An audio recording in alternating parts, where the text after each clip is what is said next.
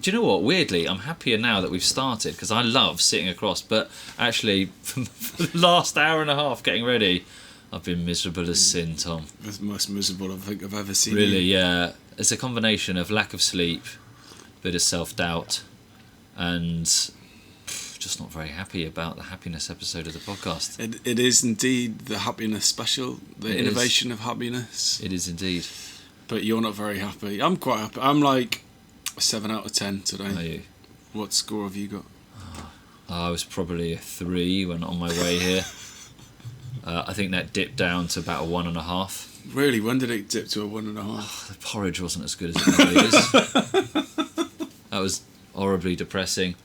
I'm back up to like a 4, and actually, even just doing this, you know what? Doing stuff sometimes makes you feel better. So I'm coming up. So doing the Innovation Ramble makes you happy. It takes you from a 1 out of 10 to a 4. I'm climbing. I wouldn't go that far. I'm climbing. Right, brilliant. Well, let's crack on with the Innovation Ramble.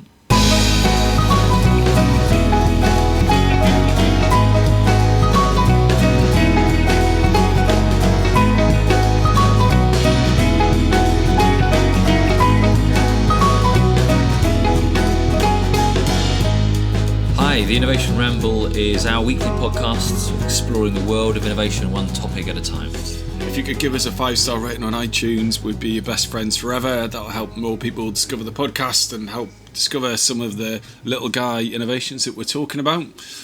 One of the reasons we've picked happiness is that today would have been Judy Garland's 93rd birthday. Happy birthday, Judy. Happy birthday. She'll always be remembered for singing Over the Rainbow, a song synonymous with happiness and symbolic of all of our dreams and wishes, Tom. Also, Sunday just passed. The Independent on Sunday released their Happy List 2015, shining a light on 100 unsung British heroes who make the world a better place. Did you make it in this year? No, I was outside the top 1,000. Well, that's good though. I'd be good to be in the top 1,000 happiest people in the UK. I normally am, just feel like on a bit of a low at the moment. Oh. And so we've split the show into 3 sections: personal happiness, friends and family, and society. Cool. So I'm getting really excited about the research that we do for these specific episodes, and I loved digging down into the innovation of happiness. I thought it would be quite an odd one, but I found loads of interesting bits. So here's just a kind of potted history of happiness from a few hundred years ago. Declaration of Independence, July 4th, 1776. You'll remember it well. I quote, "All men are created equal, and they are endowed by their Creator with certain unalienable rights. That among these are life, liberty, and the pursuit of happiness." So it baked into the US Constitution. Big thing for them, but also in the UK, our take on it from John Locke and Jeremy Bentham, the philosophers, claim that happiness is determined by the number of positive events experienced in life. So maybe last night with the kids wasn't one of those. Not to worry. But in today's world, the way that psychologists are referring to happiness is that we're on a hedonic treadmill, always pursuing something, always wanting more. And contemporary thinking or innovative thinking around happiness is that 60% of our happiness is actually genetic. So no matter how high, no matter how low the lows, when the twins are getting up in the middle of the night and you're absolutely exhausted, your natural level of genetic happiness will just go back to a certain point. So no matter how excited we get, we'll come back to the same point. No matter how miserable we get, we'll come back to the same point. Professor Sophie Scott unpacks happiness into a Fab 4 of distinct positive feelings: amusement, relief, achievement, and sex as their last category, which makes some people happy. And I saw this lovely stat to back this up, that this year there's been 100 million hours of video watched related to how-to searches on YouTube, and the most searched for how-to video is how to kiss. So there's YouTube backing up this need to find happiness around, again, the physical aspects of our relationship. So we're going to do the 3 sections: personal happiness, friend and family, society.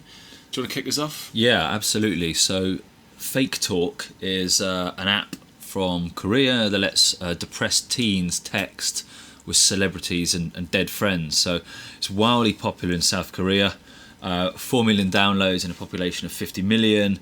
and it's being used as a lifeline in saving depressed and suicidal teenagers from harm's way. How do they text celebrities? How does that work? So they're able to send text communication into the ether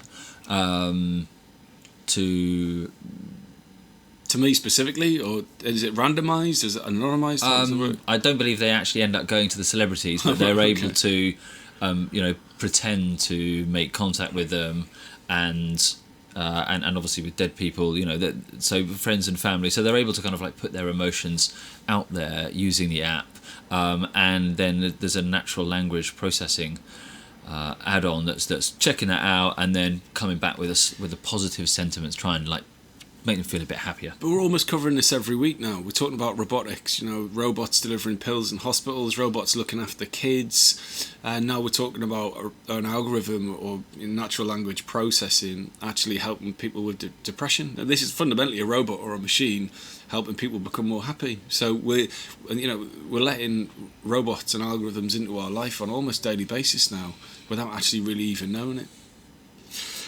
So my one I found, and you're gonna. I think the Top Gear fans of the world will just kind of roll their eyes when they hear this. But meditation, the research from 163 different studies conclude that mindfulness and meditation practice can have an overall positive effect on anxiety and stress, making us more happy. But meditation is 5,000 years old. Where's the innovation? Well, the innovation comes from the delivery of that practice. So there's two major apps. There's Headspace, which is the combination of a Buddhist monk and like an advertising guy. And what they've done is put together 10-minute meditations that you can do every day that improve your kind of mindfulness. So you can take a 10-minute like holiday from the day. Been massively successful. Gwyneth Paltrow is a massive fan. Didn't help her with putting up with Coldplay music, but they've got 2 million users of the Headspace app. But the competitor is one called Calm.com, which is a similar product, but they have like an Apple Watch app, which I downloaded, and it drove me absolutely crazy. It didn't make me happy at all. So meditation. That's there's innovations around meditation, which can then make you happy. Yeah, interesting talking about meditation, and I can't remember the name of this monk, but there's doing the research. I found this. He's the planet's happiest human, and basically he'd been hooked up to some kind of brain imaging device, and his brain was lighting up in areas that scientists hadn't ever seen before in any other human. And he, like 10 years ago, was labelled as the happiest human on the. And he's got an app called ImagineClarity.com. It's a meditation app. He's got an app. Yeah, he's got an app. Well, he released this. He wrote a book like quite quickly after he was named as. He's like mates with the Dalai Lama, Anyway, apparently he's the planet's happiest human. So my next one up is Think. So talking about meditation, Think is a mood-changing wearable that is officially launched now. Basically, it's a wearable that zaps your brain to either make you feel calm or energized, not at the same time. It's a bit like a TENS unit. Which is you get in a chiropractor's office, delivers kind of electrical impulses into your muscles, so you can relax. It's used in birthing. So instead of slapping on your lower back like a TENS, you stick the Think onto your front temple, and then a second connected pad goes in a spot further back on your head. So you're probably not going to wear it out.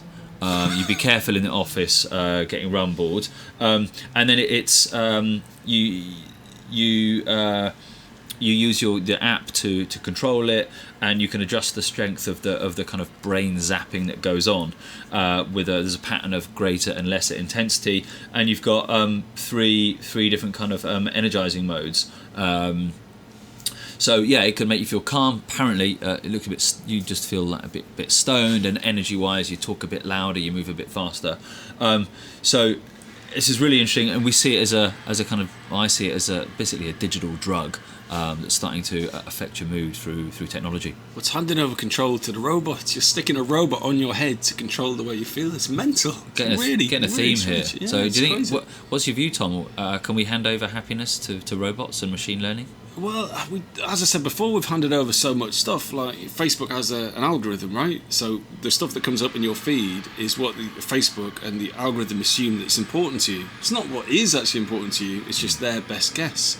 It's like automatic pilot on planes, for example. You know, they've got trucks that can drive themselves now, self-driving cars. We're handing over control of like the vital parts of our life, and actually handing over our happiness to a machine. There's all sorts of evil possibilities, you know, like some like mind control. Google get that, or Apple get that. You know, could they start banging in advertising messages that make us more susceptible to other people's messages? So it's part of me thinks it's actually quite scary, but the other half of me thinks it's brilliant, and I'll stick one on my head and see what happens. It'll be quite cool. I'll definitely give it a go. So next one up for me is it's another app. It's the Happy Habits Choose Happiness app. So this uses a technique called cognitive behavioural therapy, which is probably the most accepted psychological way of improving anxiety and promoting happiness.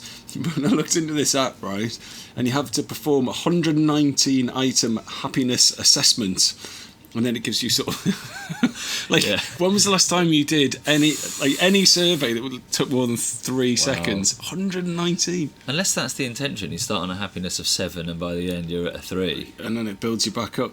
And there's basically a lot of theories around happiness that I've read and doing the research is that the pursuit of happiness or the study of happiness actually makes you unhappy. And that's just one chap was saying that wearables, you think, well, if I get more fit, I'll be more happy. So what you end up doing is putting a fitness wearable on and spending more time on your own, which actually makes you less happy than actually you spend quality time with your family or your friends. Is that why I've hit a new low researching this week's topic, Tom? That's what it feels like. Oh no, I feel really guilty. No, we're fine. Well, there's some good innovations that you're bringing, so I'll be able to spend a little bit of time. Okay, you're going to get a headset and everything will be fine. Yeah. So this next bit came from a really lovely chap called Bruce Daisley, and it was researched by Dr. Thomas Gilovich, who's a professor at Cornell University. So he's been investigating and was part of developing this thing called the Easterlin paradox, which finds that money buys happiness, but only to a certain point. Once you're in a certain amount, like after that, the improvements are incremental. And what he talks about is the relationship between buying things and spending your money on experiences. So when we buy things, we succeed. I've got a new laptop, new coat, shoes, dress, thing, whatever it is. You have this huge rush of happiness, but after a while, they become ordinary to us. They become part of what he calls the new normal. But experiences will kind of always make us happy. So you get bored of the stuff you buy, but a holiday or a gig or an adventure, that always remains just ever so slightly just out of reach in our minds, and so it has this really alluring capacity. You can remember a holiday, but you can't actually jump back into it, but you can remember all the different bits of it. So the quote is that from Gilovich, and thanks Bruce for sharing this, but you can really like your material stuff. You can even think that a part of your identity is connected to those things, but nonetheless they remain separate from you. In contrast, your experiences really are part of you. We are the sum total of our experiences. So that is an innovative way of thinking what happiness is. If you've got a bit of cash, go and do something that you'll never forget, as opposed to going to buy the pair of shoes that you'll get bored of and leave under the couch. And according to Daniel Kahneman, he has a peak end theory. It doesn't really matter as a human whether you go on holiday for 3 days or 3 weeks. What you remember afterwards is the peak and then the end. So if the peak was fantastic because you went skydiving, that's what you remember. If the peak was low because you got your wallet stolen, that's what you remember. And then you remember what happens at the end as well, which is why a lot of travel companies look to just make sure that as you're returning home, or the kind of follow-up is beautiful, and then you remember those two things, the peak and the end. That's brilliant. That's what they say about music gigs as well. Is that you only remember the first and last song? It's that high and then how it finished. So good tip out there if you're an account director. So you should be handling projects as well. So we're on to the friends and family section. I've got a ton here, so I'm going to drown out a bit here. So apologies for that. But the first one is a callback from a previous episode, and this is called People Keeper, or PPL-KPR. This is a wearable that works with an app in your smartphone, and what it does is it tracks your biometrics, so it will give you feedback on how you feel and how your body responds to the people you spend time with. So your boss maybe makes you feel a bit anxious, but you spend time with cuddling your kids, it will give you feedback and it will tell you which of your relationships may make you the most happy, and kind of can uncover relationships that aren't, necessarily that great for you in terms of happiness. And then the next thing is, I can't pronounce the name of this app, but I'll set it up. So basically, when you get a like on Facebook, or someone follows you or retweets you or connects with you in social media, it releases what they call the happy hormone. You've talked about oxytocin. Talked about another episode. So, and that's why it made the selfie kind of so popular. So you take a selfie and then people like it. It's like the quickest hit of happiness or oxytocin hit that you can get. Dr. Susan Greenfield, who's a advisor to the UK government, talks about how posting content on social media is starting to redefine how we think about ourselves, because other people are setting our sense of worth. Because if I post something and everybody loves it, then I deem myself to be worthy, and if nobody does, then I'm kind of worthless because no one else has fed back. So who's defining our sense of self is changing as a result of social media and selfies. So there's this company, it's an app, I can't pronounce it, it's MEITU space XIU, and what it does is it automatically photoshops your selfies, so it'll smooth out your blemishes or wrinkles. It does a really brilliant job actually, and it's got 400 million users. And what they're doing is baking that technology into smartphone cameras, so it will automatically do this. So this is technology trying to engineer our happiness by trying to make our selfies a little bit more shareable. But this is really kind of this is fleeting stuff. This isn't real long-term happiness. And I read some work by a guy called Paul Dolan. He's the professor of the London School of Economics, government policy advisor, and he says just make happiness as easy as possible. If you love spending time with a certain person or friend, you could set up a weekly meeting or date with that person that just stays in the diary and repeats, so it isn't a hassle to keep meeting them. And if there's if you like going to the gym, well, go to the one nearest to you. He said, always create moments of happiness that happen naturally. So don't try and force it or make it happen in a weird way. Just make happiness like the easiest thing to do. And that's a much better way of promoting happiness than trying to make your face look nice and smooth for a selfie. I was blown away when you told me about this one. That is worrying, isn't it? That the images we're putting out are being altered and we don't even know about it. Well, it's, Instagram, it was like it's just sticking nice filters on stuff. We have this expectation of the stuff that we create should be beautiful, and consequently so should we be. So we'll move on to the last and final section, which is innovations and happiness around society. So as I mentioned last week, I was at the brilliant trend watching event, and they shared a stat that 63% of people feel guilty when doing something bad for the environment. So in the sort of last 20 years of Western culture, we've been told about the negative effects of our culture on other societies. So, for example, all the hardware, the microphone in front of us, our smartphone, our laptop, that has basically stuff that's created from minerals that come from the Congo, and there's like huge slavery issues there. Terrible working conditions, like terrible rates of pay, violation of human rights, just to put this technology in this room so we can record this podcast. And we were aware of this. When you throw something in the bin that should have gone recycling, there's a little twinge. So for society to move forward in happiness, what we want to do collectively is make choices which don't do those things. You get there's the first ever slave-free mobile phone called the Free Phone's coming out. Yeah. There's slave-free products. So we have a collective sense of guilt, and we are pursuing a collective sense of happiness by moving away from these products that that make us feel bad. And I saw a brilliant example of that where you had two bins in an agency. There's the recycle bin on the right, and on the left is just the black bin. And the agency had added a sticker on top that said landfill, showed a picture of landfill, nice, to encourage you to do the right thing and make society better and ultimately more happy. So Tesco's have joined forces with some suppliers some food suppliers in Ireland, and they're trying to right the wrong that they throw away 55,000 tons of food waste over the last year, more than half of which is still of edible quality. So they're piloting a scheme across 10 Tesco stores where they're basically going to be giving out their edible food to charities.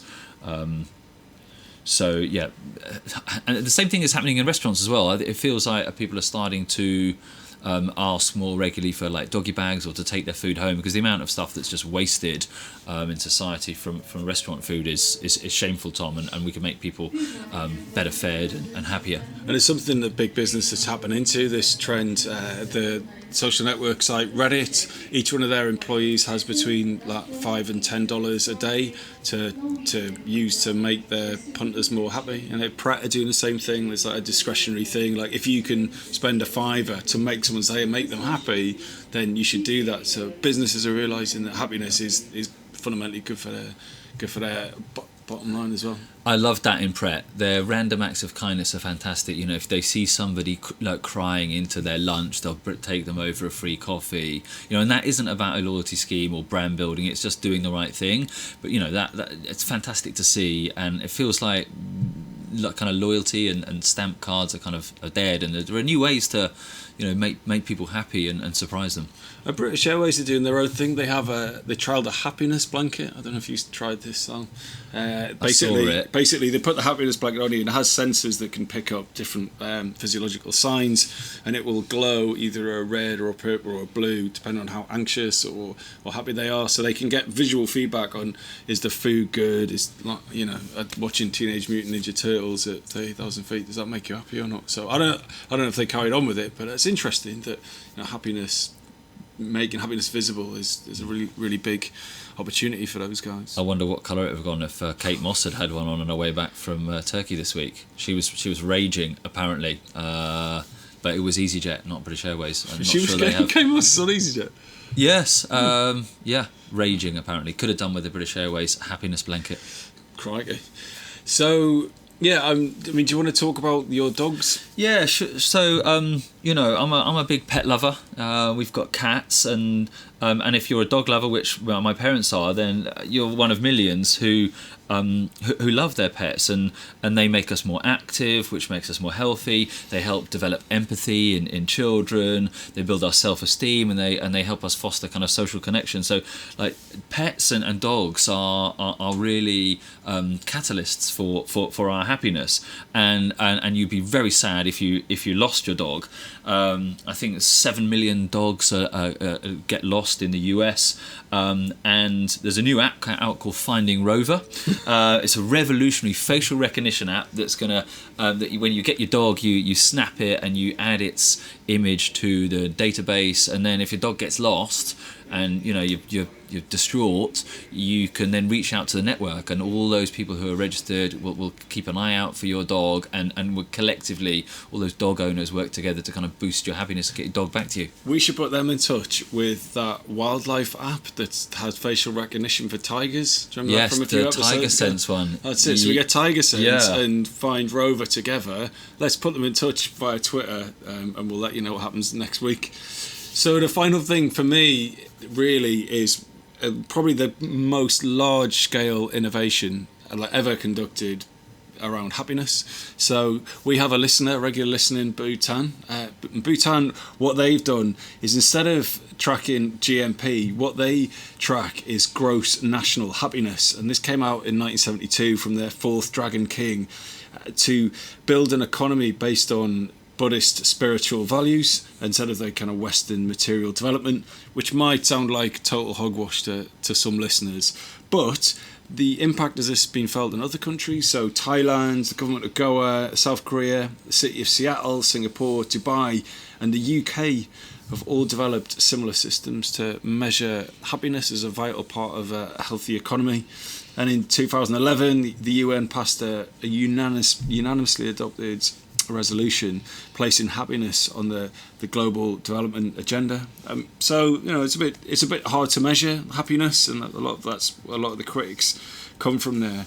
But I think that is just an absolutely remarkable stance for a government to go, we're just going to measure happiness, and so whenever they try to bring in a new law or whatever it is, it actually goes through a gross national happiness filter, and it only makes it through if it is perceived to make everyone in the country more happy. So yeah, I've read that income only explains about 1% of the variation in life satisfaction. So as you say, it isn't just about income, and a child's emotional health is far more important to their satisfaction level than necessarily how much wealth they're going to get when they're older, or even whether they achieve academic success as a child. So emotional health in childhood is a key to future happiness.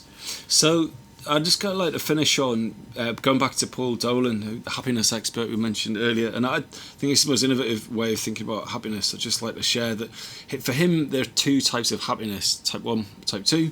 The first one is pleasure that you enjoy in the moment, the satisfaction of a bit of cake or doing something naughty, and type 2 is the kind of fun that the kind of happiness that you enjoy kind of later on. Like right now as a father, you may be experiencing a lot of type 2 happiness at the minute with the kids early in the morning, but it's finding happiness is actually finding a balance of that instantaneous pleasure and that pleasure you enjoy in retrospect.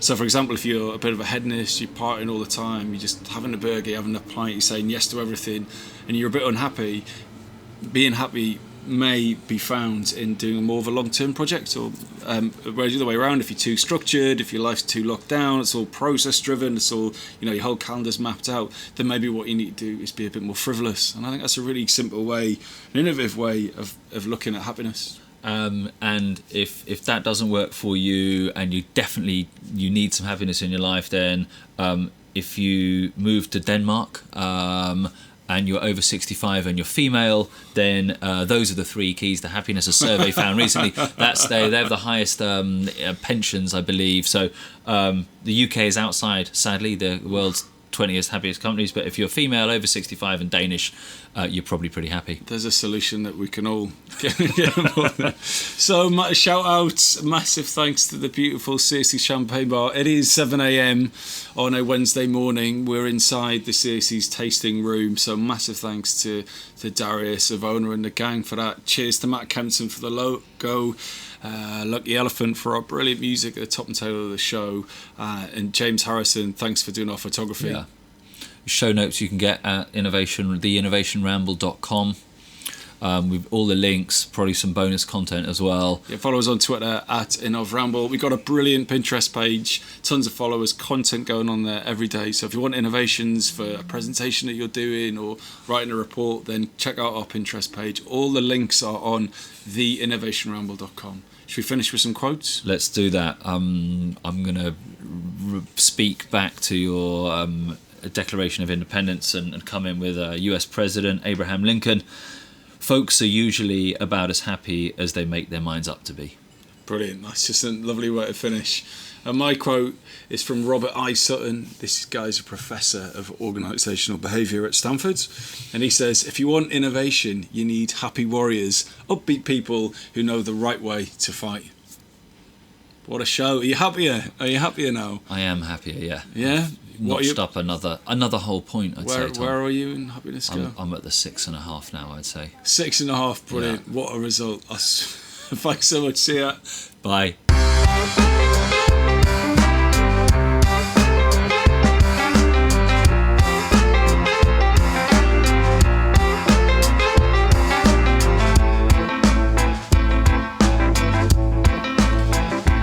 Welcome to the Innovation Ramble. This is mine and Al's weekly podcast where we meet up and share that's not it.